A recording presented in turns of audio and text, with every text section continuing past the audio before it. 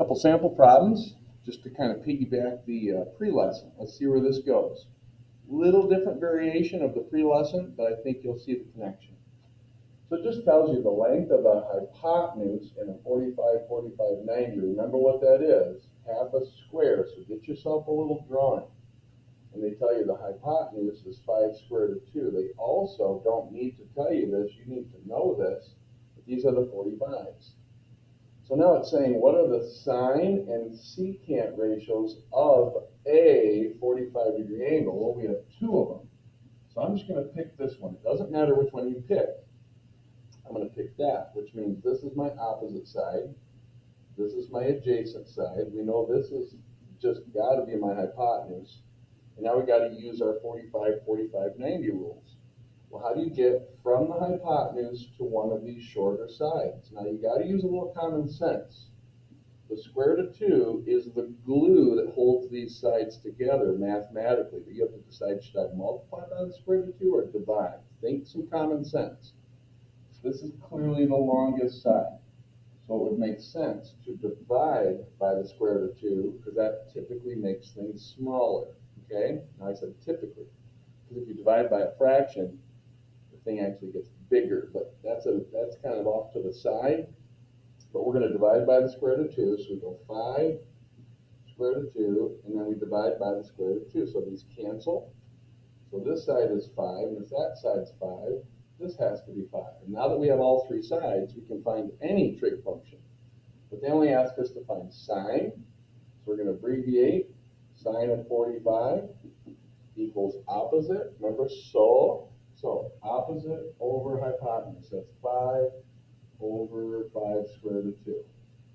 Now, are these reciprocals? No, they're not. Sine and cosecant are reciprocals. So don't take the bait there. So let's clean this thing up first. So those 5's cancel, so I get 1 over the square root of 2. If I get the square root of 2 out of there, I get the square root of 2 over 2. There's my reduced answer for sine of 45. Now, I got to find secant. I got to think backwards. What is secant the reciprocal of? It's the reciprocal of cosine. Now, don't forget, we got so, ha, hoa. Well, what is cosine? Cosine is adjacent over hypotenuse from right here.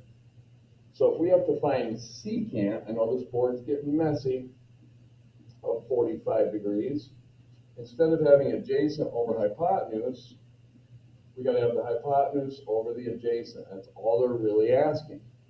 So the hypotenuse is 5 square root of 2. The adjacent is 5. And if these 5's cancel, I'm just left with the square root of 2. So there's my answer for that question. Okay. Couple more. All right, they give us a little problem like this. They say, and they can do this with a picture, or they could say it in words. In words, they'll just say, a 30, 60, 90 triangle has hypotenuse 10. Find, but they'd have to tell you which reference angle. So in this case, because they're asking for cosine of theta, they kind of have to give you a picture so that you know which one is your reference angle, and it's that one, which makes this my opposite. We know this is my hypotenuse, and by process of elimination, that has to be adjacent. So ka, hoa. All right, so there's our target. And we can go ahead and fill in anything that we already know. We know this is 10, the hypotenuse, and that's it. So we need to find the other sides. Well, if this is a 30, 60, 90, and we know our rules, we take half of the hypotenuse to get the opposite side. So now we can put that in the top where it belongs. But the adjacent, we need that twice. Well, we got to take that side and multiply it by the square root of 3. So there's my adjacent side. So that belongs here. And that also belongs here. Now you just got to reduce. Well, 5/10 reduces to 1/2. So that's just the square root of 3 over 2. Done. This one, I'm going to reduce the 5's. So I get 1 over the square root of 3. Can't leave it like that. Got to get the radical out of there. So I get the square root of 3 over 3. And they could ask us anything.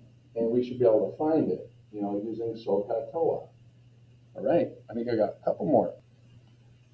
This problem has a little different flavor. So they give you a drawing. They got alpha in this little corner. This is called beta. It might be the first time you've seen beta. Never been able to draw it well, the way you can get it from like a keyboard. But it's a really weird Greek symbol. It kind of looks like the letter B, beta. So there it is. And it's saying if sine of alpha, which is saying, okay, there's my reference angle, that makes this my opposite. We know this is the hypotenuse, just has to be, and this has to be the adjacent. So that stuff needs to just jump out at you as soon as they say make that your reference angle. Well, that would make this my opposite side. That would make this my hypotenuse. So let's label it correctly. This is 5.